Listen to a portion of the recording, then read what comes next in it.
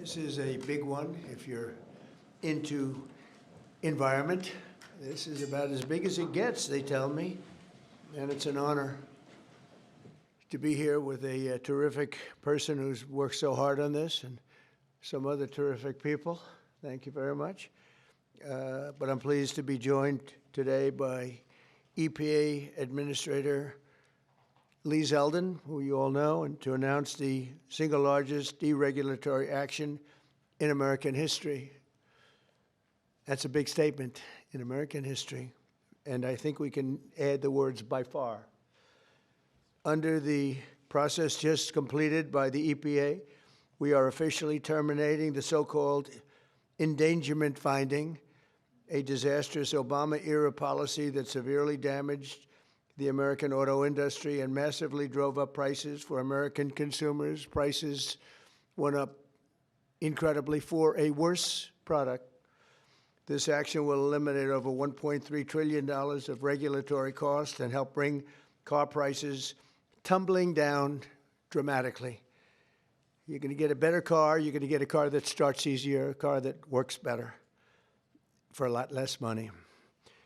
In 2009, Barack Hussein Obama, his EPA designated fossil fuels such as oil, gas, and other things that actually make factories rock and roll and other things drive very nicely as a threat to health and human welfare, known as the endangerment finding. This determination had no basis, in fact, had none whatsoever, and it had no basis in law.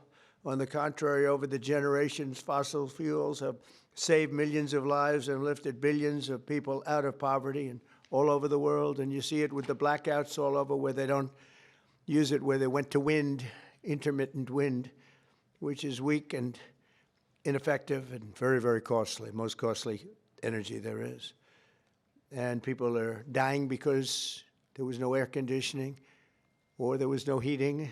Lots of other things, bad things happened. And yet this radical rule became the legal foundation for the Green New Scam, one of the greatest scams in history, probably as great, maybe even greater than Russia hoax, etc., which the Obama and Biden administration used to destroy countless jobs. And the jobs have been just decimated. Although they're all coming back because of tariffs, they're all coming back into our country at levels we've never seen before. But it raised prices and caused immense harm to the U.S. auto industry. We thought irreparable, but we've got them back. We're coming back now. I was in Detroit, as you know, with Ford, and they had one of the earliest plants from the early 1900s, and it was going to be closed down. And then when I won, they said, let's keep it open for a little while. Let's see what happens. And they just announced, as you know, they're going 24 hours around the clock with that same plant that was going to be closed because of what we've done. For example, under the endangerment finding, they forced the hated start-stop feature onto American consumers, which unnecessarily shuts off a car's engine when you stop at a red light. In other words, the engine goes off. That's great. The endangerment finding was also used to impose the massive and really very expensive electric vehicle mandate, expensive in the sense that nobody wanted it. Everybody was going to be forced to buy an electric car in a very short period of time, even though you can't power the car because we would have had to spend $5 trillion on power stations. That's all dead, gone, over. These crippling restrictions were a major factor in driving up car prices to unprecedented levels, and the car that you were getting was not nearly as good. In 4 years under the Biden administration, the price of a new and used car rose more than 22%, all to facilitate the Green New Scam without achieving any meaningful impact on the environment, but making the car worse. That is why, effective immediately, we are repealing the ridiculous endangerment finding and terminating all additional green emission standards imposed unnecessarily on vehicle models and engines between 2012 and 2027 and beyond. This action will save American consumers trillions of dollars and will lower the average cost of a new vehicle by close to $3,000. Think of that. During my campaign, I promised to cut 10 old regulations for every new regulation. And we've exceeded that. We've instead done it, 10 regulations. We were able to cut 129, so now we cut 129. So think of that. I promised to cut 10 old regulations for every new one, but we did more than 10. We did 129. It's something. Nobody can even believe it. So we did a lot of regulation cutting in the first administration, a record. Nobody even close to it now. We're actually exceeding it in this administration. The biggest one yet that we've done is happening right now. So perhaps no industry has benefited more from our historic deregulation campaign than the U.S. auto industry. We canceled the EPA's absurd, just totally absurd, tailpipe emission standards, which was a disaster for automobile manufacturing, and revoked Biden's emissions waiver that would have allowed California to regulate automobiles for the entire nation. And they're crazy out in California. They have nothing but trouble out there, as you know. That's why people are leaving in record numbers. I also ended Joe Biden's extreme CAFE emission standards, saving the average American consumer much more than $1,000 when they buy a new car. But now we're talking about close to $3,000. These regulation cuts, combined with our tax cuts and tariffs, are the reason why the world's largest automakers have announced that they're going to be spending in excess of $100 billion in the United States in the next very short period of time, building new auto plants. We're bringing our auto plants, assembly plants, and factories roaring back to life, not even mentioning AI and all of the other things. We're building thousands of businesses in the United States. And if you remember, on my first day, they said if I could ever get the Dow up to 50,000 in my last year, in other words, in the fourth year, that it would be an unbelievable miracle. But don't worry about it, because it'll never happen, they said. And if I could get the S&P up to 7,000, they said, in the fourth year, they said it will never happen. Let's not even talk about it. I have things. Let's not even waste our time talking about it. Well, at the very end of my first year, the Dow hit 50,000. Now it's over 50,000. And 3 days before that, the S&P hit 7,000.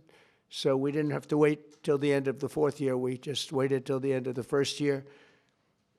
We've never had a country in a position like this, and a lot of it's due to tariffs, and a lot of it's due to the fact that we had a great election, and a lot of good things have been done. One of the good things I did was put Lee Zeldin in charge of our environment. So I'm going to ask Lee to say a few words. Thank you very much. Thanks, Lee. Thank you, Mr. President. This is a big deal. Under President Trump's leadership today, the Trump EPA has finalized the single largest act of deregulation in the history of the United States of America.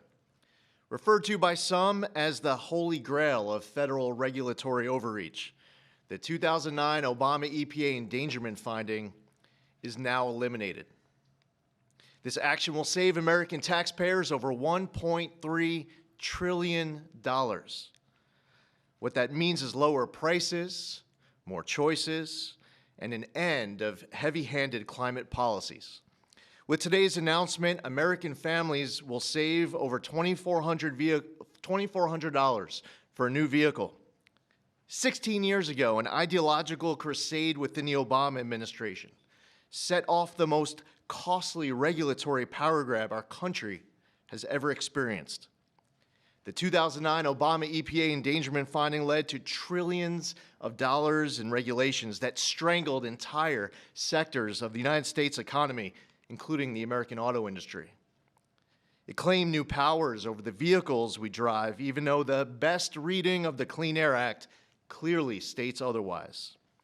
The Obama and Biden administrations used it to steamroll into existence a left-wing wish list of costly climate policies, electric vehicle mandates, and other requirements that assaulted consumer choice and affordability. And who paid the biggest price?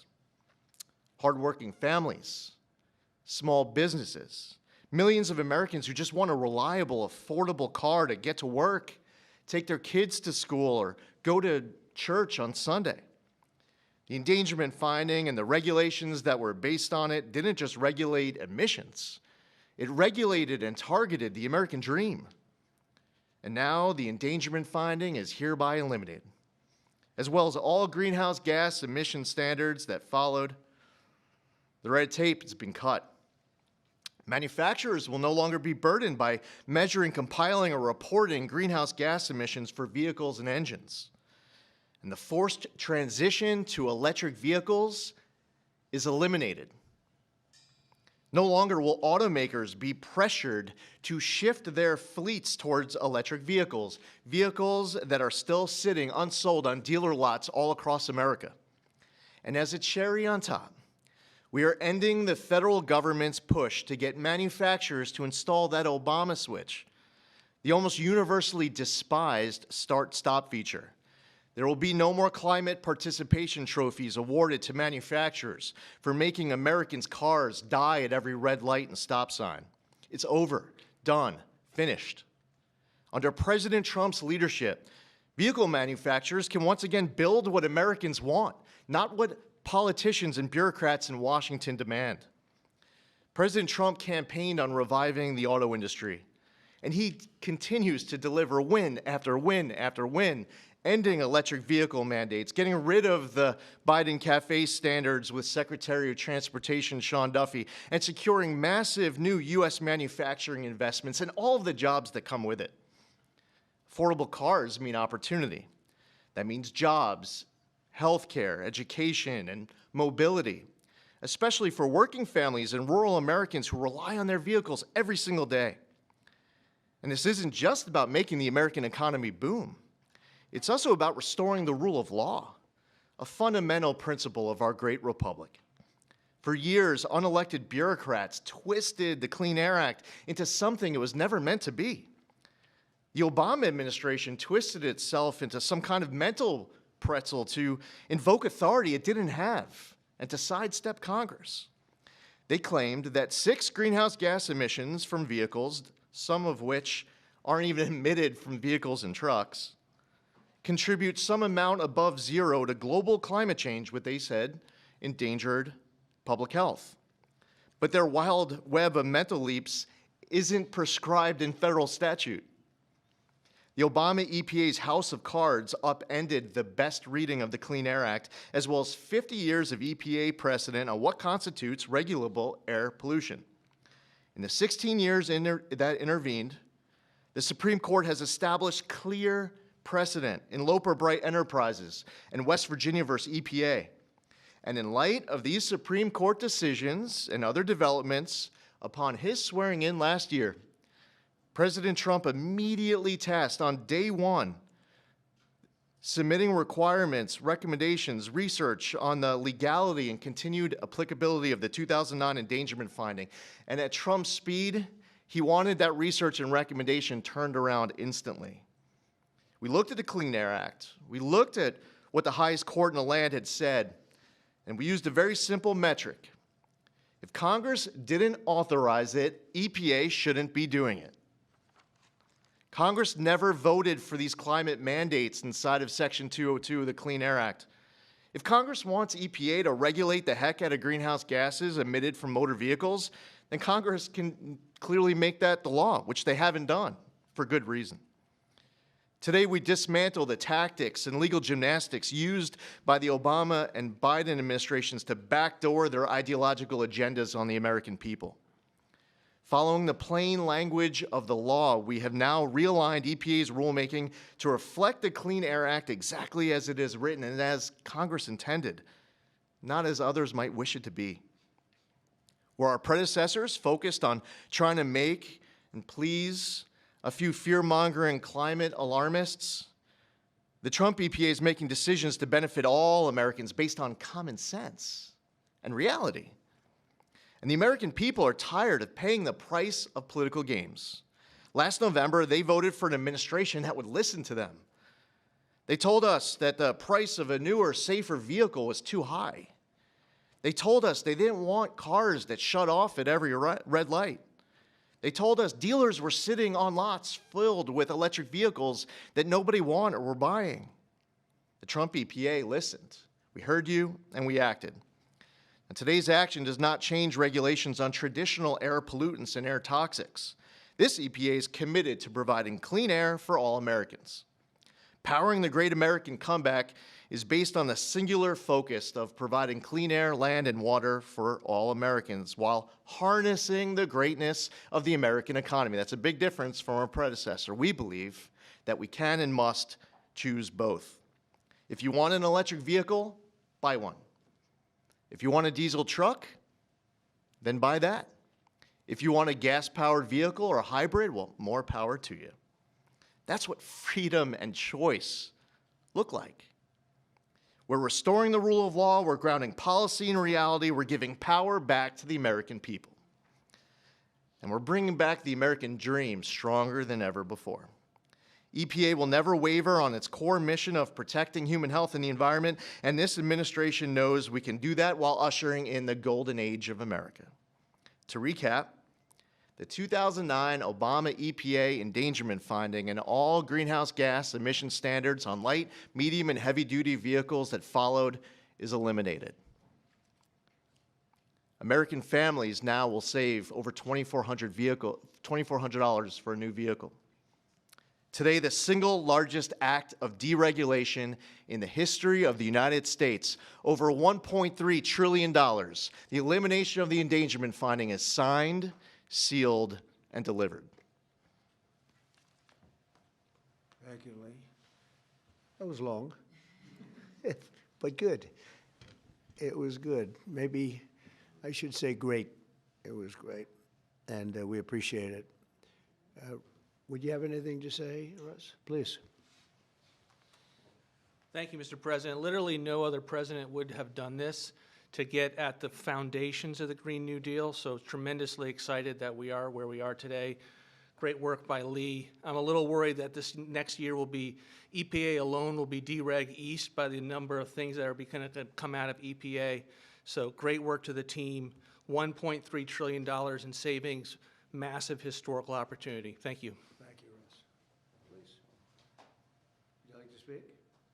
You're worthy of it. Good man. Thank you, Mr. President. Today is a historic day led by President Trump's leadership. No other president, as Russ said, would have undertaken this and at the speed we did. It was a great team effort. This is the model of the Trump administration, everyone working together, mission aligned. And Lee is also working on cleaning up the horrible situation with regard to farm equipment. You could use John Deere as an example and other companies where tractors are unbelievably expensive and don't work as well because of all of the environmental nonsense that was put on them. Also excavators, any equipment like that, bulldozers, Caterpillar tractor would be a beneficiary, I guess, but the people are going to be a beneficiary because the equipment's going to be a lot less expensive, and it's going to also, most importantly, it's going to work much better, much better. So we're working on that immediately as we speak, and we'll probably make it so that any of that equipment built in the United States will not have to go through this. If it's built outside, I think we'll probably leave the standard the same. If people are going to send us equipment, let them have that standard for whatever it's worth, which is not much. And I think that's a very big announcement, too, and we're going to see if we can get that done very quickly so that all of that equipment that we have made, including lawnmowers, et cetera, you won't have to go to the finest schools in the world in order to figure out how to operate it. Okay? So any questions, please? President Trump, thank you for this. And after this much-supported move to roll back the former EPA's endangerment finding, what additional steps do you plan on taking to scale back what many are calling climate industry scams? Specifically, and Secretary Zeldin knows about these wind turbines they're trying to bring to New York. Judge is allowing them to be rebuilt right near your hometown in Jamaica, Queens. They're being called a national security threat for air traffic coming into the airport. What could you do to make sure these things Well, don't we're destroy trying to the make sure it environment? doesn't happen, and basically stopped all windmills in this country. It's the most expensive energy you can get. They're all made in China, a little bit in Germany, but mostly in China. And we're putting them all over our fields and ruining the fields and killing the birds and all of this. And the environmentalists say they like them, but they really are a tremendous eyesore. They ruined. Europe has gone, as you know, it's gone to it. Europe isn't even recognizable anymore between immigration and because of, you know, environmental things like the windmills, which are taking over. The people hate them. The energy is by far the most expensive. And we're fighting very hard to make sure that they don't get built. I hope we don't have one built during my administration. We inherited some contracts where they've gone down the line a little bit. We're trying to terminate them for a lot of different reasons. One of the reasons, as you had mentioned, it's endangerment for the military. It's also endangerment for airliners. So we're trying to take care of those situations now. They should have never been allowed in the first place. Yeah, Mr. please. President, thank you so much for taking Sure. questions. What do you tell Americans who are concerned that the $1.3 trillion in savings does come at a cost to public health and the environment based on Yeah, science? I tell them, don't worry about it because it has nothing to do with public health. This was all a scam, a giant scam. This was a ripoff of the country by Obama and Biden. And let's say Obama started it and got it rolling. And a terrible ripoff. They'll have more money to spend for health care, if you look at it. Now they can go out and spend it on something that's meaningful. And nobody's doing more for health care than the Republican Party. And that starts with the fact that prescription drugs are going to be coming down at numbers that nobody's ever seen before. They're falling.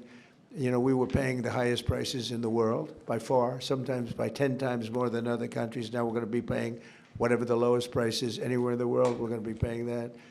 It's called favored nations, most favored nations. And I think it's the biggest thing to happen in this world, the world of medicine, prescription drugs, ever. There's never been anything like it. You know, if, like in my third year, first term, I actually got prices down 1/4 or 1/8%, and I was so proud of myself because they were like that for years and years. And since, under Biden, they went up very, very substantially. And now they're coming down by, depending on, you could say 500, 600, 700%, depending on the way you want to, or you could say 80%.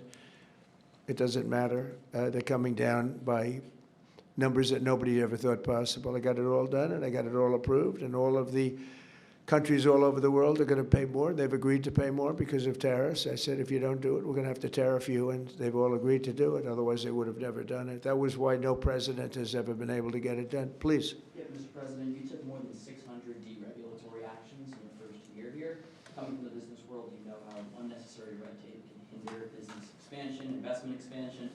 Given the magnitude of this announcement here today and the deregulatory action you took in your first year, how much economic growth can we expect to see as your term progresses? It's a great question. I think that it'll be enormous. Who knows really what the number is, but I can tell you in terms of economic growth, we have $18 trillion being invested in this country right now, the most ever of any country by far, not even close. Think of it, no matter where, not just here.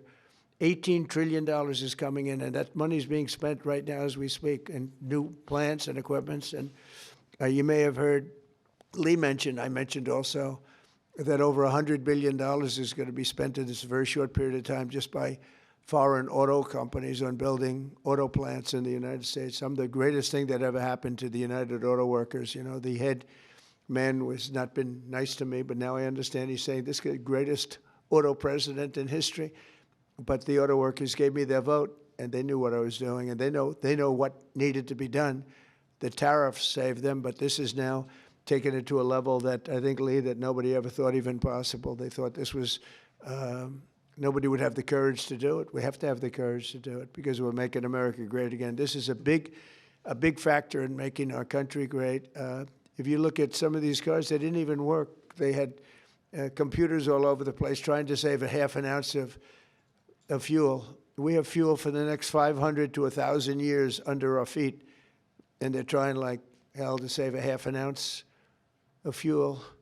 The whole thing is just crazy. Please, go ahead, please. Mr. President, is climate cooperation with China no longer in America's interest? And could you please confirm that you are going to visit China the first week of April? Yeah, I'll be What would you visiting like to President Xi in April. Look forward to it. He's coming here later in the year, and I look very much forward to it. No, our relationship with China is very good right now, and this is, not relevant too much having to do with China, what we're announcing today. But no, my relationship with President Xi is very good. Yes? Mr. President, following your meeting with Prime Minister Netanyahu yesterday, has your thinking changed at all as it relates to these negotiations with Iran? No, we have or to the make a deal. timeline with Iran? We have to make a deal, otherwise it's going to be very traumatic. Very traumatic. I don't want that to happen, but we have to make a deal. They should have made a deal the first time, and they got midnight hammer instead. And this will be very traumatic for Iran if they don't make a deal. Look, if they don't make a deal, then it'll be a different story. But we had a very good meeting yesterday with Bibi Netanyahu, and he understands, but it's ultimately up to me. If the deal isn't a very fair deal and a very good deal with Iran, then it's going to be, I think, a very difficult time for them in the back. I guess over the next month, something like that. Yeah, shouldn't take, it should happen quickly. They should agree very quickly, yeah. Mr. President, we might be heading into a partial government shutdown. When was the last time you spoke with Chuck Schumer, and do you still feel Democrats are negotiating in good faith? Well, a week ago I spoke, but we have to protect our law enforcement. Actually, the Supreme Court gave a ruling, or one of the courts gave a very big ruling on masks, that you have the right to use them, for personal protection if you want. So I don't know how that interjects. They want our law enforcement to be totally vulnerable and put them in a lot of danger. They have some things that are really very hard to approve, frankly. As you know, it's only pretend. We had various of the other bills, that's all done, but we're left with this one. We have to protect our law enforcement, very important. Please. Why does Prime Minister Netanyahu want you to stop negotiating with Iran? You're saying stop entertaining, stop talking to them? Didn't say that, we didn't discuss that. I'll talk to them as long as I like, and we'll see if we can get a deal with them, and if we can't, we'll have to go to phase two. Phase two will be very tough for them. I'm not looking for that. Mr. President, there are currently 0 Israeli hostages left in Gaza because of you. Thank you for that. Thank you. And now that the war is ending in Gaza and Israel, I wanted to ask, do you believe Bibi bears any responsibility for the security failures that we saw on October 7th? Well, October 7th was a rough time, and I guess everybody's responsible. It's you to look, but it was a terrible attack. It was a sneak attack. It was as violent as unfortunately, I've seen some of the results at levels that probably even you, good reporter, but probably you haven't seen. It was a horrible thing that took place. People were surprised. It was a surprise attack. Nobody saw that coming. He didn't see it coming. Nobody else would have seen it coming if they were in his position, I don't believe. But I can tell you he's been a very good wartime prime minister. He's been very strong. We've worked with him very well. We had tremendous success with Iran and everything else we've done. And he really has been. He's been, extraordinary as far as a wartime prime minister. Not easy. And, you have a president that refuses to give him a pardon.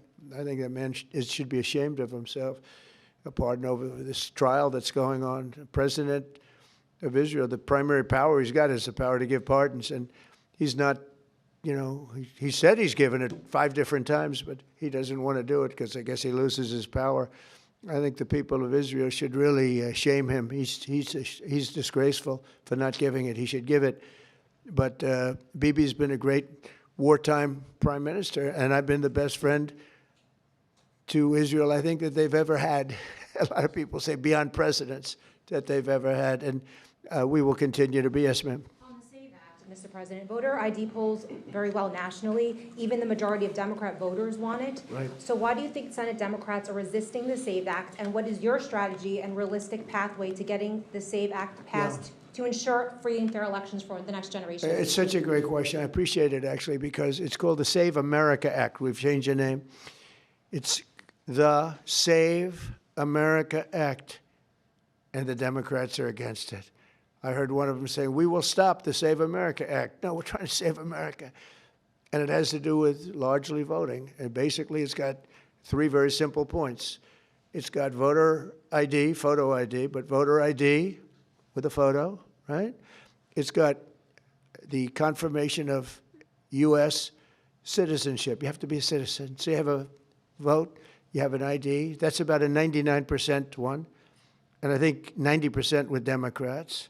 Then you have confirmation U.S. citizenship. That's about a 99% one with Republicans, about 86% with Democrats, except Democrat politicians because they cheat on elections. And then you have no mail-in ballots. And there would be no mail-in ballots, very important. You know, we're the only country in the world that does a system like we do. We're the only country in the world that has mail-in ballots. The way we do this is unbelievable. It guarantees cheating. So it's no mail-in ballots with the exception of disability, illness, military, or if you're traveling, you can get an exemption. You know, if you happen to be out of the country for a good reason, you can have an exemption. So with exceptions, it's no mail-in ballots, and that will assure the security of our crooked elections. We have crooked elections, yeah. Mr. President, have you fired or disciplined that staffer who posted the video from your account that included the Obamas?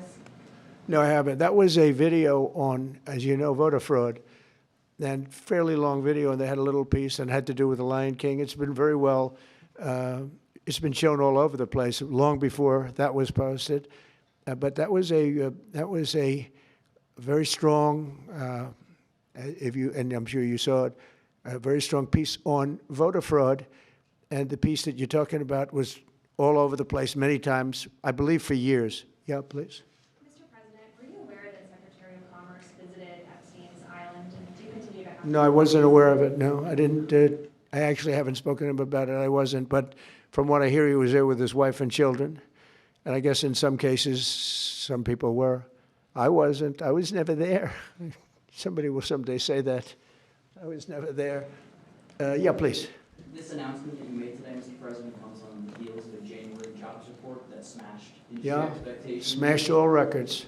And a big feature of that was you reprivatizing the economy, an economy that was bloated with federal employment under the previous president. What's your message to Americans following this jobs report that smashed industry expectations? Is this just a sign that the best is yet to come? Thank you. The jobs report's amazing in certain ways because we have tremendously fewer federal employees, way down. And now I could have left them and added to what we did, and we would have had almost 100% employment. I could have gotten a great kick out of the fact that we're 100% employed. But we got rid of tremendous numbers of federal workers, and they hated me for it. Now they love me because most of them have gotten jobs in the private sector for 2 and 3 times more money than they were being paid by the federal government. We had some jobs where you had 10 workers for one job. 10 workers for a job that one person should be doing. And we've gotten rid of a lot of those jobs. And by getting rid of them, these people became available to work in the private sector. And as you know, the numbers are incredible. So the job numbers are incredible. The financial numbers are beyond belief. Again, they thought it couldn't be done in 4 years, and I did it in 1 year. And the numbers you're going to see is these, I don't know if you notice also construction numbers, the jobs for construction workers. You know why? Because they're building plants all over the United States. That's why.